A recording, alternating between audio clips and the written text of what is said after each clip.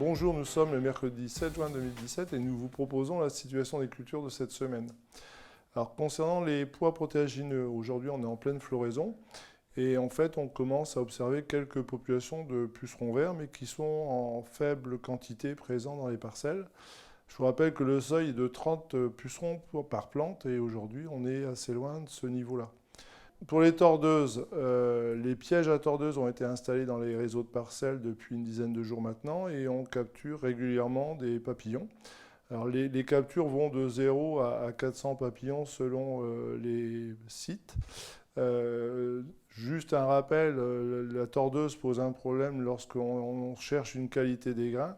Donc en fait, rapprochez-vous des informations concernant les pièges qui sont installés dans vos régions. Ça permettra finalement d'évaluer le risque. Pour les févroles, on est au stade pleine floraison depuis maintenant une dizaine de jours. Les pucerons noirs qui étaient présents en colonies assez abondantes finalement ont complètement disparu avec la régulation par les coccinelles. Aujourd'hui, on a beaucoup de larves de coccinelles dans les parcelles et finalement on observe encore quelques pucerons mais plus de manchons. Donc pour l'instant, la situation est très stable par rapport à ça. Au niveau des bruches, on est en pleine période de risque. Alors, je vous rappelle que la bruche pond sur les gousses.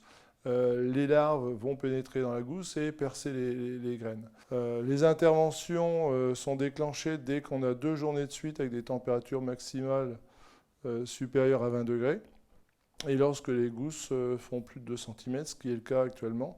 Là, depuis quelques jours, les températures sont plus basses, mais la semaine dernière, et puis les prévisions annoncent quand même des températures plus élevées d'ici une semaine.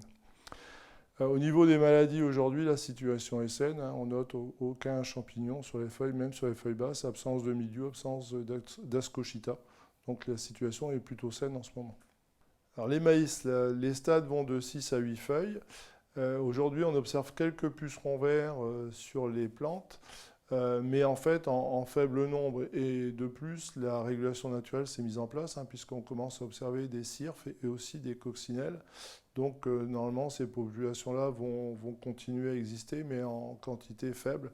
Donc, ils ne présentent aucun danger pour le maïs actuellement. En matière de prairies, je voulais juste vous signaler que les journées de l'herbe ont lieu le 8 et 9 juin à Avesnes-sur-Epte, à quelques kilomètres de la Capelle.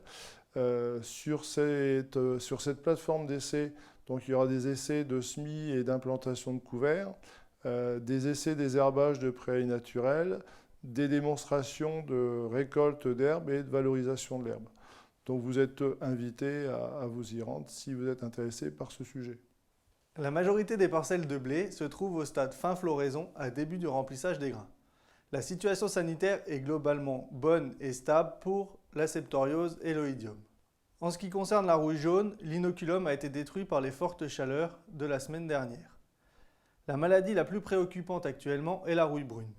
En effet, les conditions chaudes et humides sont favorables à son développement, notamment sur les variétés sensibles comme cellule ou bergamot. Il faut également faire attention pour les parcelles qui se situent en fin de protection du 3e traitement réalisé lors de l'épiaison. Si une intervention doit être réalisée sur rouille brune, il faut la réaliser dès l'apparition des premières pustules, et ce jusqu'au stade grain-pinteux du blé. Pour la fusariose, on s'éloigne de la période de risque, sauf pour les parcelles les plus tardives qui sont encore en fin floraison. Les pucerons sont peu présents pour le moment. Il faut néanmoins maintenir la surveillance avec le retour annoncé de conditions plus chaudes et surtout plus calmes. Le seuil est de 1 épi colonisé sur 2. En ce qui concerne les cécidomies, on arrive en fin de période de risque, puisque le risque court durant toute la floraison. Pour la majorité des parcelles, maintenant, nous sommes hors risque. Les orges de printemps sont au stade épiaison à floraison. Pour le moment, la situation sanitaire est très saine. On n'observe pas de pucerons.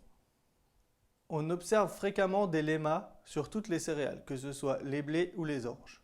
On ne connaît pas de nuisibilité de cette larve sur les céréales. Si les conditions redeviennent chaudes et sèches, il faudra néanmoins surveiller les parcelles en sol séchant qui seront plus vulnérables à cet insecte. Dans ces situations, une intervention peut se justifier jusqu'au stade pâteux du grain. Nous vous souhaitons une bonne semaine, à la semaine prochaine.